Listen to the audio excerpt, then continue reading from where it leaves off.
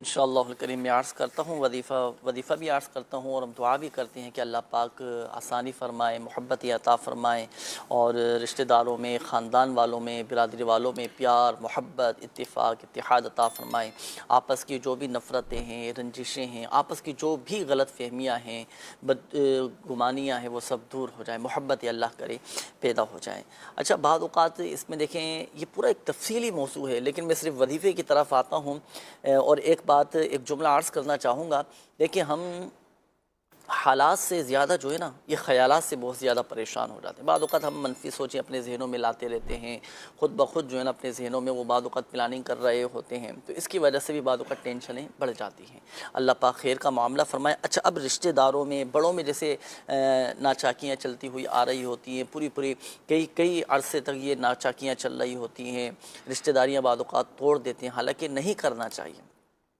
अल्लाह पाक आसानी फ़रमाए। अब इसका एक वजीफ़ा मैं अर्ज़ कर देता हूँ। आप अच्छी नीयत के साथ वजीफ़ा आप करेंगे, इसका फ़ायदा ये होगा कि जो रिश्तेदार दूर हो चुके हैं, जिनके दरमियान नाचाकियाँ हो चुकी हैं, आपस में अल्हम्दुलिल्लाह से वजल सब जमा हो जाएंगे और आपस में मोहब्बतें पैदा होंगी। इसका एक मखसूस अमल है, वो मैं आपको अर्ज़ करने लगा हूँ, ये नोट कीजिएगा। और बिलखुसूस हमारे जो मदनी चैनल के नाज़रीन हैं, अगर आप में से, आपकी फ़ैमिली में से, आपके रिश्तेदारों में भी अगर इस तरह का कोई मामला हो ना कि रिश्तेदारियाँ ख़राब हो रही हों, आपस में एक दूसरे से बातचीत नहीं हो कर पा रहे हों, दूरियां बढ़ चुकी हों या नाराज़ियां बढ़ चुकी हों, तो अब इसके लिए ये मखसूस अमल कीजिएगा। वो ये कि चाश्त के वक्त, यानी जैसे ही फ़जर का वक्त ख़त्म होता है, फिर उसके बाद 20 मिनट का जो वक्त होता है, ये वक्त मकरूह होता है।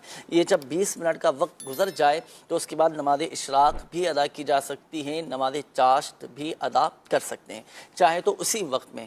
पहले तो आप गुस्ल करें, नमाज़ चाश्त अदा करने के बाद आप आसमान की तरफ रुख करके और हाथों को इस तरह फैला लें और 10 मरतबा या जामिऊ, या जामिऊ, या जामिऊ, या जामिऊ, ये 10 मरतबा पढ़ें। और इस अंदाज से पढ़ेंगे कि एक दफ़ा या जामिऊ पढ़ा, एक उंगली बंद कर ली।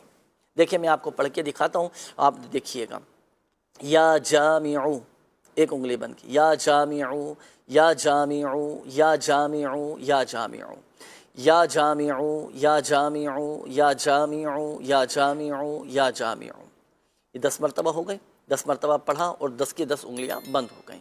ये सिर्फ पढ़ना है। पढ़कर अच्छा, इस अमल के अव्वल और आखिर दुरूद पाक पढ़ें। पढ़कर फिर अल्लाह पाक की बारगाह में गिड़गिड़ा कर दुआ करें, हैं, रिश्तेदारों के लिए, ख़ानदान वालों के लिए, बिरादरी वालों के लिए दुआ भी करें।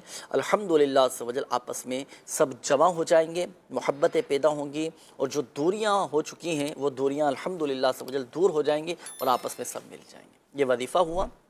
दुआ भी करें और देखिए, अब ज़ाहिरी असबाब भी इख्तियार करना चाहिए। आप पहल कर लें। सलाम में पहल करने वाला ये आजिज़ी से वो अपना अल्लाह तबारक व तआला से बुलंदियाँ अता फ़रमाता है।